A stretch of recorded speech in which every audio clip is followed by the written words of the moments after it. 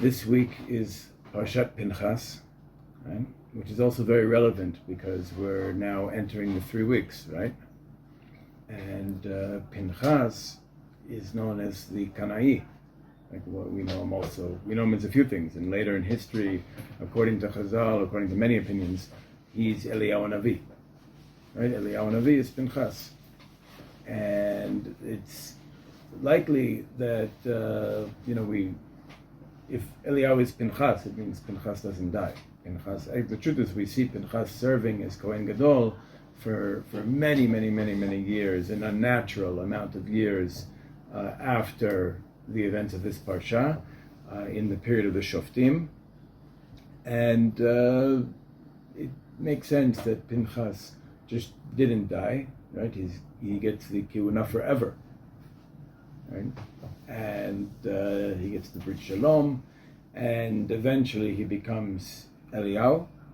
And as Eliyahu, it's likely not only that he, Pinhas Eliyahu, inspired the Zealot movement in its fight against Rome, right? Something we should be learning about during this 3-week period between Yud Zayin Tammuz and the 9th of Av, right? But also, it could be that Pinhas Eliyahu was also a major figure behind the scenes of the revolt against Rome. He might have had a leadership role that we're not aware of. Okay? We know, we're taught that after Rabbi Akiva was executed by the empire, his student, Rabbi Shimon Bar Yochai, continued to be an anti-Roman agitator, eventually had to escape with his son, Rabbi Elazar, to a cave far in the north. I was actually there last summer. And he learned from his new teacher, Eliyahu HaNavi. And that's what we're taught became the Zohar HaKadosh. Right? So there's a connection we see between the figure of Pinhas, Eliyahu HaNavi, what later becomes known as the Zealot movement, and Torah Sod, the Kabbalah. Now, right away when we begin Parshat Pinhas, we see something that we saw with Parshat Naso, that the themes of our Torah, as understood by us, are different than the themes of our Torah as understood by the Christians. How do we know this? Because the chapter and the parsha, right, don't overlap completely. That the Jewish people, our sages, divided up the Torah into parshiot, right, weekly parshiot, according to themes. A little less than 1,000 years ago, I think, Christian monks divided up the entire Tanakh into chapters and verses, right? Which for some reason we still use. It's a conversation we had a few weeks ago. We can have it again if people are interested. I think it's very connected to the post-colonial conversation. Sometimes you have to know where things come from, changes in our identity, changes in our practices, changes in how we look at ourselves. But in this case, it seems to be a very serious issue. It touches a very close nerve, right? It's our Torah. How do we learn Torah? Why are we using the Christian chapters and verses? Well, first of all, part of the post-colonial conversation is to know what happened, know what changed, know where it comes from. And another part of the conversation is to decide, do we want to get rid of it or not? Do we want to change it back or not? And for the most part, the people of Israel have kept these chapters and verses, not because of their deep meaning, but because of convenience, just referencing verses in the Tanakh. But still, when we see a separation between parshiot that's different from the separation between chapters, we see right away that the Christian understanding of the Torah and its themes is different from the Hebrew understanding of the Torah and its themes, right? So the beginning of this parsha is already into chapter 25. Right? The beginning of Parshat Pinhas is already into chapter 25. Chapter 25 started at the end of Parshat Balak. The theme of Parshat Balak is Israel's spiritual conflicts with the other nations. And Parshat Pinhas is much more focused on the final census, like it's kind of like if you look at the book of Bamidbar, you have a census in the beginning, census at the end, and this is really all in preparation to enter our land. Now, this incident of Pinhas and Zimri ben Salu and Cosbi Batsur, right, the Midianite princess, this whole event, when we learn about it in Parshat Balak, it's relevant to our spiritual conflicts. And here in Parshat Pinhas, I think it's much more relevant to the transition of leadership, right? And the transition of Israeli society leading up to the liberation of our land. Meaning, we saw a few things here. Number one, we're going to see in the census that comes after this that there was a tremendous drop in the tribe of Shimon, right? And we know that it was the leader of the tribe of Shimon, Zimri ben Salu, who Pinchas kills, along with Cosbi. For those who don't know the story, basically Bil'am, who we spoke a lot about last week, after failing to curse Israel, he advises the Midianim and the Moavim to try to force Israel to fail, right? Try to seduce Israel to actually commit the type of transgressions that could actually be self-destructive and do harm to our relationship with the Kadosh Baruch Hu. Like, that's Bilam's tactic here. And by the way, that's really what makes him a bad guy.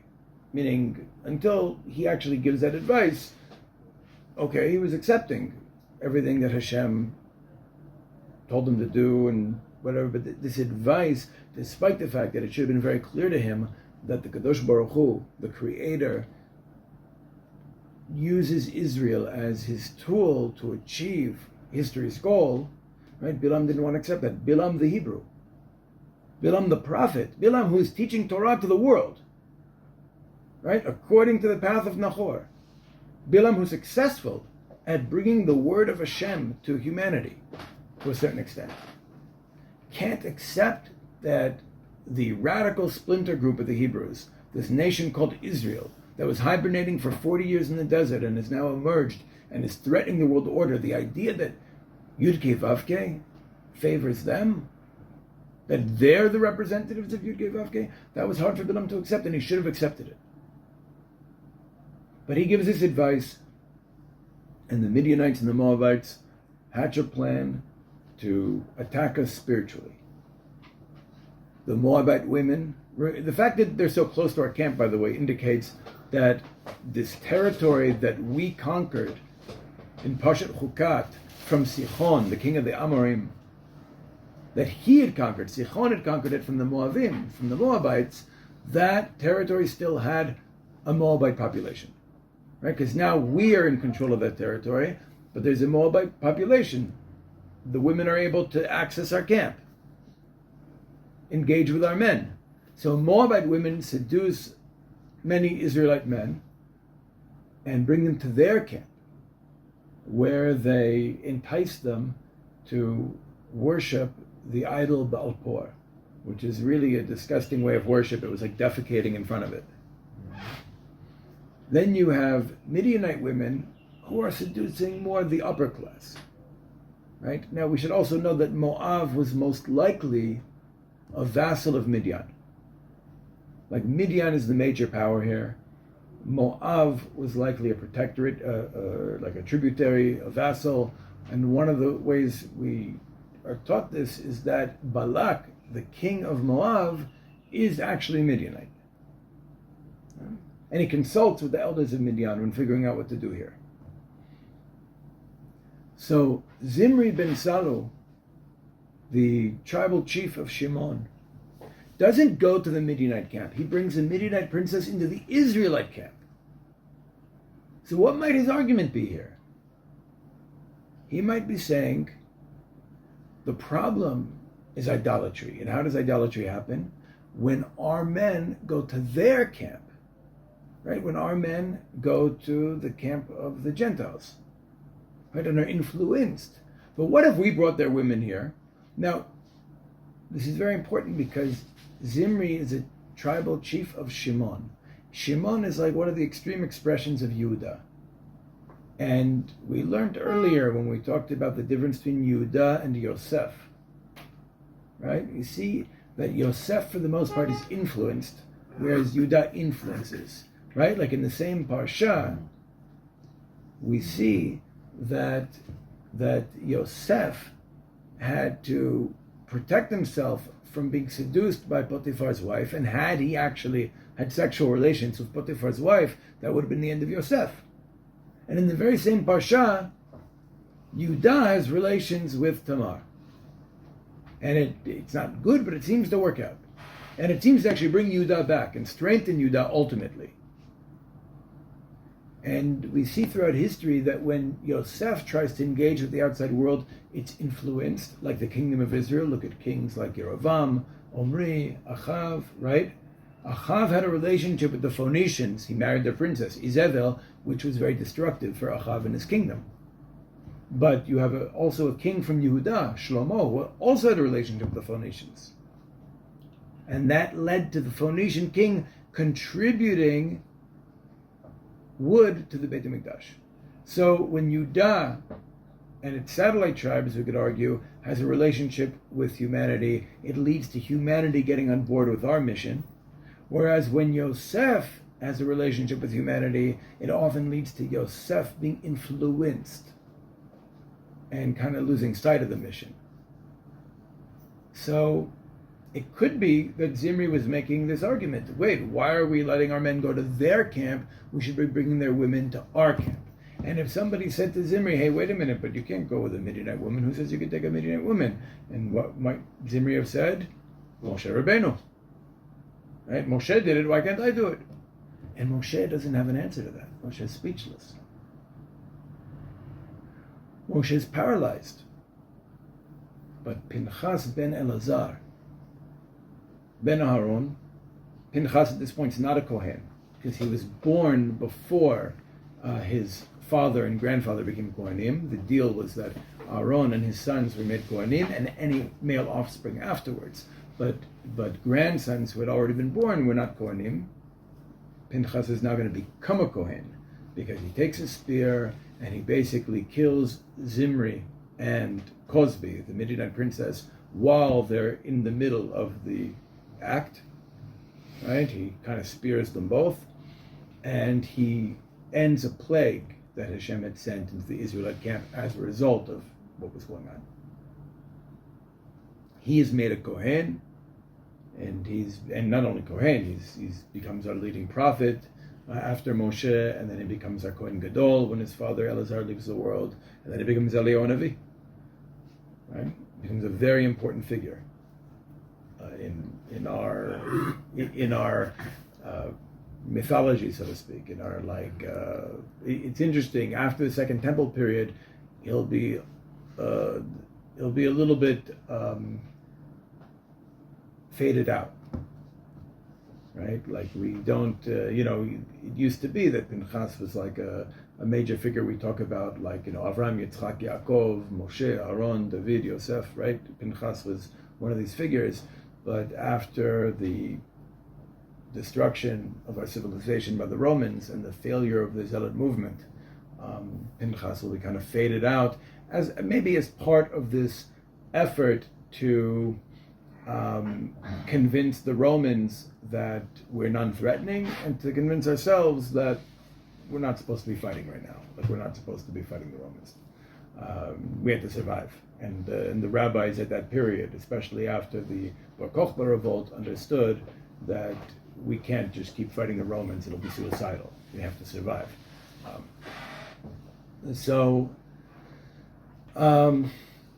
So here you see a very interesting distinction. First of all, between Moav and Midian, and also between Shimon and Levi. Shimon and Levi are both extreme expressions of Yehuda. By the way, Shimon might not have been the only tribe to have sinned here and been victimized by this plague. I mean, Shimon has a drastic population drop in the census that we're going to see. Much larger population drop than the 24,000 who were killed in the plague. But also Ephraim has a population drop. Naphtali has a population drop. Right? There are other tribes with population drops. Right? So it could be that some of these other tribes were also involved here.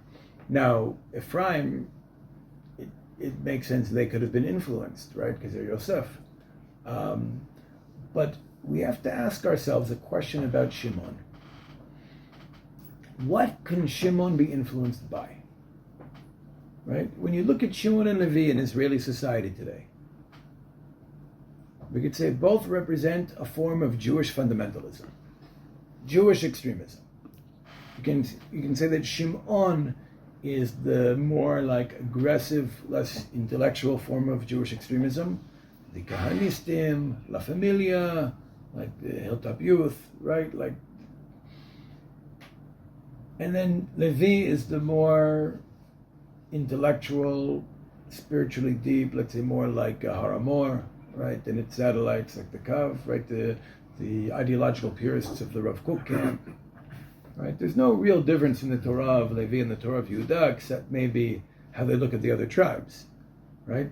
Levi might think that all the other tribes should become more like me and Yehuda, whereas Yehuda actually sees a value in Naphtali, and the value in Dan, and the value of Ephraim, and the value of Reuven, and saying that there's value to each one of the tribes to be who they're supposed to be. And that's why Yehuda's a leader. Yehuda's a leader for that reason. But the question is, what is Shimon susceptible to? Because what is the Torah telling us here? It could be telling us that because these women, the Moabite women or Midianite women, are likely allegorical for values and certain beliefs, etc. Now the tribe of Shimon, unlike let's say Yosef or Dan, the tribe of Shimon is not really susceptible, not really vulnerable to the kind of progressive liberal ideologies of the West. That's not something we see Shimon being influenced by generally. But what do we see Shimon in danger of being influenced by? Remember, Shimon, for the most part, right now, the tribe of Shimon sees this as a war with the Arabs. Right? The Arabs want to hurt us, we have to hurt the Arabs. That's kind of Shimon's approach.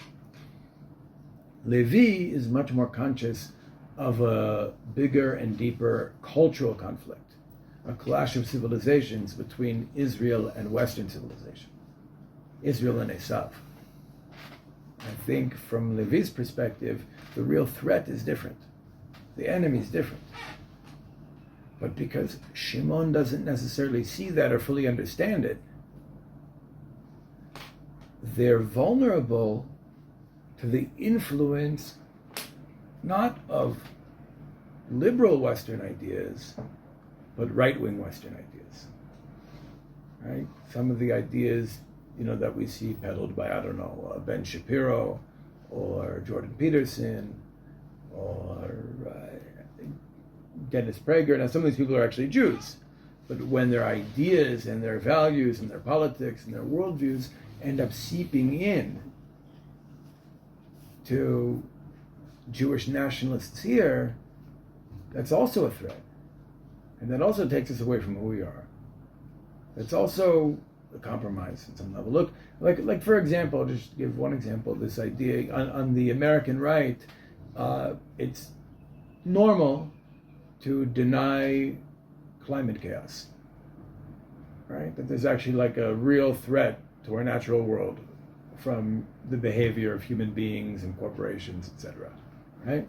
Now we all know that a lot of the scientific studies trying to dispute climate change were actually paid for by Exxon, right? Oil company. But the fact that it exists gives people the space to believe what they want to believe. Most people believe what they want to believe. But what does that have to do with the Jewish national struggle? Meaning, of what relevancy is it to someone who's a Jew with a strong national consciousness, living in Judea, fighting for the land of Israel, fighting for the Torah. What is it? First of all, why should he be buying into this climate change denial? Right? But you see a lot of ideas. You see a lot of it, especially with Trump and the energy around the Trump campaign. Right? You see that there are a lot of certainly pro-Israel Jews in the West. Are obviously because they're living in the West. They're living in Western civilization. I'm not even sure if they're Shimon or if they're just kind of like a right-wing expression of Ephraim, like a right-wing expression of Yosef. But they're obviously very influenced by like Trump and Trump's image, rhetoric, aesthetics, politics, etc. But why are Jews here being influenced by that? Right? That's danger. And maybe that's what the Torah is telling us here, with how Shimon can be vulnerable. We have to know that because Shimon doesn't necessarily have the higher understanding of Levi, of what the real threats are, what we have to defend ourselves against, Shimon is vulnerable not from liberal Western ideologies in the way that maybe a lot of Yosef Jews might be, but from right-wing Western ideologies. Okay. So, and again, Pinhas is from Levi. Pinhas doesn't have this problem. Pinhas neutralizes the threat, and also it's important to say we're given a commandment right after this, right? We're given two commandments actually. Tzaror et Midianim v'kitem otam, right? Those are two mitzvot, right? We said, and why Midian? Why not Moav? Why should we be attacking Midian now? We have two mitzvot. Tzaror, what's that like? Maybe to trouble them, to harass them, to oppress them, to think of them as to like contextualize them as an enemy identity, an enemy population. To to attack them, to go to war with them, right? We have this double mitzvah, and it's very interesting. We have no mitzvah to attack Moav. No mitzvah to attack Moav here. Moav and Midian have been doing this together. But what's the difference? First of all, Moav is likely a junior partner. Midian is the real threat. Just kind of like when we look at, if we're going to think of like Iran and its axis in the region, right? You have Iran and its like tentacles, Hezbollah and Houthim in Teman and Hamas, etc. Okay, so maybe the Torah is telling us here, okay, you attack Iran, right? You go directly for the actual leader, not the tentacles, not the proxies. That might be what the Torah is telling us. Attack Midian, leave Moav alone. That could be the message. Could also be that Moav had a genuine concern that we were going to come and displace them or kill them or whatever, and therefore they were acting in self-defense, whereas Midian was not acting in self-defense. He was coming from far away to attack us. Moav was the son of Lot. Midian was the son of Abraham. Right? And Bilam, we learn, is the grandson of Lavan. So all these players have some form of Hebrew identity, right? And they're against Israel. So maybe because with Midian it was more of a clash of civilizations, and it was a more serious conflict, and they're the senior party, right? In terms of our enemies here, we're supposed to attack Midian. But we're not just supposed to attack them, we're also supposed to trouble them. So what's this about? It's interesting when Adolf Eichmann Yemach Shemo, he stood trial in Jerusalem, and he attempted to bring the philosopher Immanuel Kant to his defense. Specifically, this idea of relative morality. And Eichmann's argument was, I lived and I functioned in a society where killing Jews was a moral act. Right? Meaning in European society, the perspective of the Germans, right? The perspective of the Germans is that there is this great Aryan race, and the Europeans are the peak of human civilization, and there's this threat that's really dangerous called the Jew, right? It's a deep threat. It's a dangerous threat. It's going to destroy our whole civilization. We have to act. Not just to defend Germany, but to defend all of European society. To defend Western civilization. Adolf Hitler, Yamach Shemo, tapped into something very true. He was feeling something true. Right? Because remember, Amalek is the extreme expression of Esav in the same way that Shimon and Levi are the extreme expressions of Yehuda, and Dan is an extreme expression of Yosef. If Esav is Western civilization, as our sages teach us, then Amalek is the most militant and self-aware part of Western civilization that feels intuitively that Israel is a threat. Now, what Hitler might have been feeling was that Israel was returning to its land.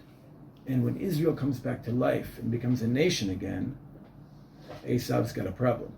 Because since Esav and Yaakov were twins in the womb of Rivka Imenu, we have a prophecy that these two nations, these two civilizations, can't be dominant at the same time on the world stage. When one is up, the other's down. And as Israel comes back to life, and as Israel becomes increasingly strong and relevant, Western civilization appears to be more and more in crisis. So Hitler might have been feeling that, but he didn't understand exactly what he was feeling. Right? That's why a book like Mein Kampf, which I encourage people to read, it's like Sefer Amalek. Right? Mein Kampf kind of seems like it's all over the place. Right? A little bit. But he's feeling something real. He's sensing something real, that the Jew is a threat. Remember, what we call Geula, they call Armageddon. Right? That there's a real threat that Israel's coming back to life.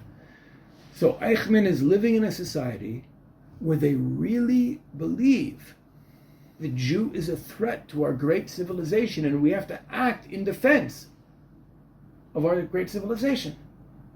And Eichmann was a great hero. He took a leadership role in defending the white race from the Jew. So he's arguing, how can you judge me in Jerusalem, in the land of the Jews, according to a totally different, not just a totally different set of values, but a totally different understanding of what was going on. Right? You guys just think we were a bunch of bad Germans that wanted to kill helpless Jews. And that's what you think. And you're going to put me on trial in Jerusalem for your perception of what I did? And Judge Binyamin HaLevi refused to allow Kant into his courtroom. He refused to allow relative morality in Eichmann's defense. Right? And Dr. Yisrael Eldad actually wrote that Judge HaLevi is 100% wrong. It's not enough to try one man for the death of 6 million Jews. You have to try the entire society and the philosophies that they're built on top of. You have to judge European civilization. You have to judge the philosophy of relative morality. We have to judge Immanuel Kant. You can't just put the murder of 6 million Jews on one person's head, execute him, and say we've achieved justice. That's not justice. Right? And but obviously the judge didn't listen to Eldad, and we didn't put these philosophies on trial. We didn't put Western civilization on trial. We put Adolf Eichmann on trial. But maybe that's what the Torah is showing us here with this double mitzvah, tzoror et Midianim, v'kitem otam, meaning that we're supposed to see them as an enemy, see their worldview as a threat, and go to war with them. And after we're given this commandment, it's interesting, after we're given this commandment, there's a break before we actually go to war. And the Torah presents us with a whole lot of other topics. Right? There's the census, there's the petition of the daughters of Tzofchad, there's the appointing Yoshua ben Nun, right, to the leadership position. Not the same leadership position as Moshe. Yoshua is going to have one of Moshe's leadership positions. He'll be Melech. But he's not going to be the leading Navi, and he's not going to be the leading Shofet, and he's not going to be the Kohen Gadol. In fact, he's meant to stand before the Kohen Gadol, Elazar ben Aaron, right, when he's inaugurated, right? When he's anointed in front of everybody. And by the way, it's important that while Moshe is still alive, the public get used to seeing Yoshua as the successor. It's much better than fight over succession after Moshe leaves the world, right? But but you have, by the way, an interesting thing here with the leadership. You had a Moshe-Aaron partnership, and you'll have a Yoshua-Elazar partnership. But right now you have this temporary unstable situation where it's Moshe and Elazar. And that's where a lot can happen, and that's where you have like the daughters of Tzofchad coming and actually petitioning and engaging with Hashem to create Torah, to create halacha, right? As we do throughout history. Right? But you have also a whole lot about korbanot and chagim, and then the nedarim and the vows, and then we go to war with Midian already in the next parsha, in Parshat Matot. So what do all these themes have in common? It's preparing us to enter our land. It's preparing us for what's coming next. Right? So you have Israel experiencing tremendous growth here in the parsha, right? Where we see that some tribes had some weaknesses and had some failings, and Shimon will ultimately be absorbed into Yehuda. Shimon is going to essentially become part of Yehuda. Shimon's role in Yehuda, and maybe a little bit beyond the tribe of Yehuda, will be early childhood education. Because Shimon is really great at teaching kids, getting kids on mission. Remember, Shimon was actually, according to Chazal, Shimon was given this role in reward for leading the attack on Shechem. Remember, Shimon Levi, when they were 14 and 13 years old, they went to rescue their sister from the city of Shechem, and they killed a lot of people. Dinah had been raped, and they weren't going to let that stand. And Shimon is rewarded with responsibility for early childhood education. Right? So Shimon is really good at teaching kids, but once you get to a certain age, you need Levi, or you need Yisachar, or you need Yehuda, or you need maybe a higher level of Torah, a more nuanced Torah, a more sophisticated Torah, because we can see, I think, from what the Torah is showing us here, that Shimon, even though they have a great national consciousness, right, a great Jewish national consciousness, they're living in the story of Israel, they're willing to fight the enemies of Israel, they're zealots too, but they don't have the bigger picture. And they're therefore vulnerable to some of the ideologies of foreign civilizations, especially the more like nationalist, right-wing, even fascist ideologies of Western civilization that we need to protect ourselves from as well. Right? Just another point, you could see one of the big differences. You see the generation is changing. Moshe was the leader of a slave nation, essentially, right? Moshe is from the tribe of Levi. Levi is very good at following the law as commanded to us by Hashem, right? That's Levi.